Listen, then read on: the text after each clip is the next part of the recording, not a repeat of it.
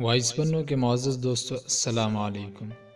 خواتین و حضرات، الجزائر، لیبیا، تیونس، مصر، سعودی عرب، Morocco, Yemen, Kuwait, Iran, Iraq, اردن، اسرائیل، فلسطین، ہنگری، کوسوو، مقدونیہ، سربیا، رومانیہ، البانیہ، بلغاریہ، یونان، ترکی، شام اور لبنان۔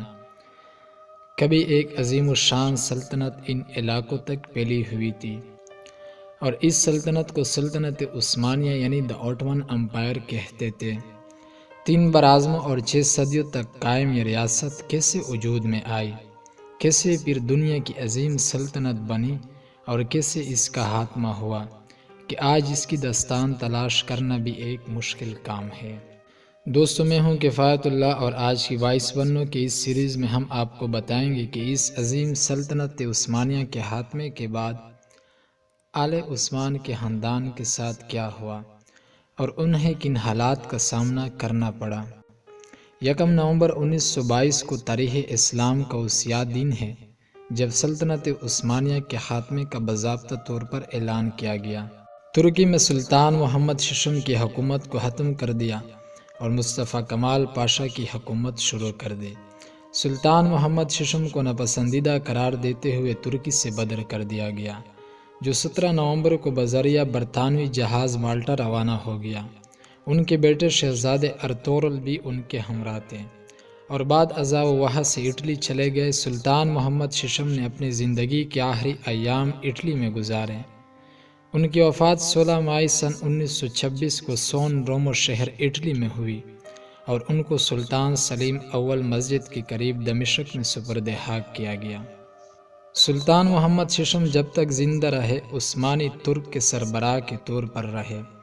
دوسری جانب 19 نومبر سن 1922 کو ان کے قریبی عزیز عبدالمجید ثانی کو نیا خلیفہ بنایا گیا، جو 1924 میں خلافت کے خاتمے تک یہ ذمہ داری نبھاتے رہے۔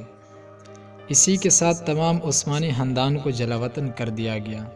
عثمانی خاندان کے ساتھ جو بھی ہوا ان کی سمجھ میں خود نہیں آ رہا تھا کہ 6 صدیوں تک قائم اس ریاست کو چلانے والوں کے لیے اپنے ہی ملک میں سے آج جلاوطن کیا جا رہا ہے۔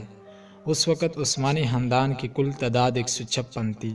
اس خاندان میں سلطان کے ساتھ بہت سے شہزادے اور شہزادیاں بھی تھیں، اور کچھ نوکر ساتھ تھے جو اپنے آقاؤں کا ساتھ کبھی چھوڑنا نہیں چاہتے تھے۔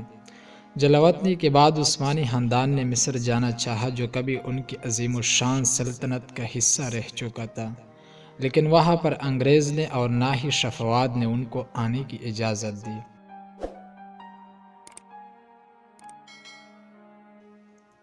پھر شام کی طرف جانا چاہا، لیکن ترک حکومت نے بھی وہاں جانے کی اسے اجازت نہ دی۔ پھر کچھ افراد فرانس کے شہر بیروت چلے گئے، جو اس وقت فرانس کے زیر تسلط تھا۔ خلیفہ عبدالمجید فرانس کے شہر نائس چلے گئے۔ شہزادہ علی واسط کی کوشش سے فرانسیسی حکومت نے ان کو پاسپورٹ دیے۔ یہ وقت عثمانی خاندان کے لیے بہت کٹھن تھا۔ عثمانی سلطنت کے خاتمے کے بعد وہ سربراہ ہونا شروع ہوا جو پورے خاندان میں سب سے بڑا ہو۔ سن 1954 میں عثمانی خاندان کی عورتوں کو ترکی میں رہنے کی اجازت مل چکی تھی۔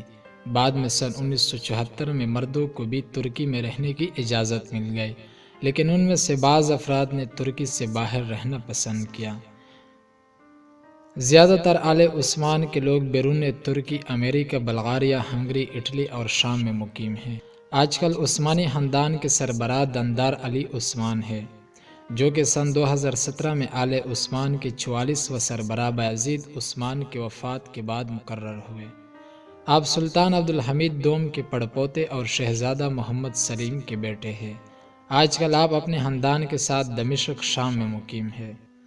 دوستو، آج کی اس ویڈیو کے اختتام ہم یہیں پر کرتے ہیں۔ چینل کو سبسکرائب کریں، ویڈیو کو لائک کریں اور زیادہ سے زیادہ شیئر کریں۔